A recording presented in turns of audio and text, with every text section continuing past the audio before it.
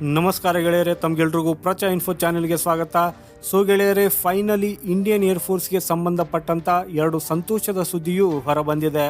Actually Hyderabad based Zen Technologies ಅನ್ನೋ ಹೆಸರಾಂತ ಕಂಪನಿಯು ಇತ್ತೀಚೆಗೆ ಎಂಥದ್ದೊಂದು ಡೆವಲಪ್ ಮಾಡಿದೆ ಅಂದರೆ ಭಾರತಕ್ಕೆ ಕೋಟ್ಯಾಂತರ ರೂಪಾಯಿ ಇದರಿಂದ ಉಳಿಯಲಿದೆ.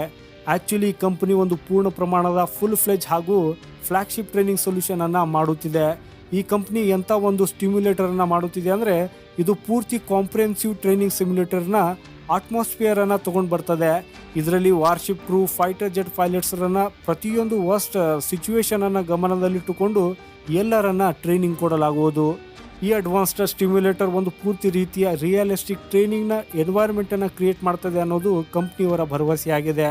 ಹಾಗೂ ಇದರೊಂದಿಗೆ ಏರ್ ಕ್ರೂ, ನೆವಲ್ ಪರ್ಸನಲ್ ತಮ್ಮ ಸ್ಕಿಲ್ಸ್ ಅನ್ನ ಚೆನ್ನಾಗಿ ಪ್ರಾಕ್ಟೀಸ್ ಮಾಡಬಹುದು, ಅದನ್ನು ಯಾರು ಹೋಲಿಸಲು ಸಾಧ್ಯವಿಲ್ಲದ ಸುರಕ್ಷಿತ ರೀತಿಯಲ್ಲಿ. ಹಾಗೇನೆ ಮತ್ತೊಂದೆಡೆ ಈಗ HAL ಎಂಥದನ್ನ ಮಾಡಿದೆ ಅಂದರೆ ಇದು 2 ವರ್ಷಗಳ ಕಾಲ ಡಿಲೇ ಆಗಿತ್ತು. ಹಾಗೂ ಫೈನಲಿ ಈಗ RUAV 200 ಅನ್ನೋ ಹೆಸರಿನ ಡ್ರೋನ್ ತಯಾರಾಗಿ ಸಿದ್ಧವಾಗಿದೆ.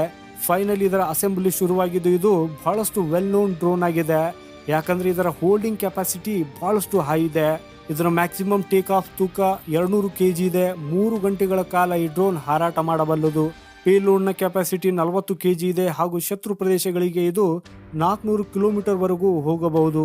6 ಕಿಲೋಮೀಟರ್ ಎತ್ತರದಲ್ಲಿ ಇದು ಹಾರುತ್ತದೆ. ಅಂದ್ರೆ ಇದರಿಂದ ನೀವು ಯೋಚನೆ ಮಾಡಬಹುದು ಎತ್ತರದಿಂದ ಯಾವ ರೀತಿಯಲ್ಲಿ ಇದು ಶತ್ರುಗಳ ಪ್ರತಿಯೊಂದು ಸಣ್ಣ ಚಲನವಲನದ ಮೇಲೆ ಕಣ್ಣಿಡ್ತದೆ ಅನ್ನೋದು. ಹಾಗೂ ಫೈನಲಿ ಇದನ್ನು ಭಾರತದಲ್ಲಿ ತಯಾರಿಸಿದ electro optical day night camera vision ಅನ್ನೋ ತಂತ್ರಜ್ಞಾನವನ್ನು ಕೂಡ ಇದರಲ್ಲಿ ಅಳವಡಿಸಲಾಗಿದೆ. HAL ಈಗ ನಾವು ಅಸೆಂಬ್ಲಿ ಲೈನ್ನಲ್ಲಿ ಅತ್ಯಂತ ವೇಗವಾಗಿ ಕೆಲಸ ಮಾಡುತ್ತಿದ್ದೇವೆ ಮತ್ತು ಈ ವರ್ಷದ ಅಂತ್ಯದ ವೇಳೆಗೆ ನೀವು ನಮ್ಮ flagship RUAV 200 made in flight engineers drone ಅನ್ನ ನೋಡಬಹುದು ಅಂತ ಹೇಳಿಕೊಂಡಿದೆ. ಹಾಗಾಗಿ ಅವರು ಇದರ ಹಲವು ಕಾಂಪೊನೆಂಟ್ಸ್ಗಳು ಭಾರತದಲ್ಲಿ ತಯಾರಿಸಲಾಗಿದೆ.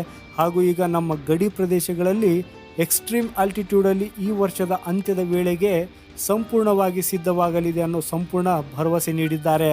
ಸೊ ಗೆಳೆಯರೆ, HALನ ಈ ಮಹತ್ತರ ಪ್ರಯತ್ನಕ್ಕೆ ದಯವಿಟ್ಟು ಒಂದು ಲೈಕ್ ಮಾಡಿ, ಜೊತೆಗೆ ಕಾಮೆಂಟಲ್ಲಿ ಜೈ ಹಿಂದ್ ಅಂತ ಬರೆಯೋದನ್ನು ಮರೆಯದಿರಿ. ನಮಸ್ಕಾರ.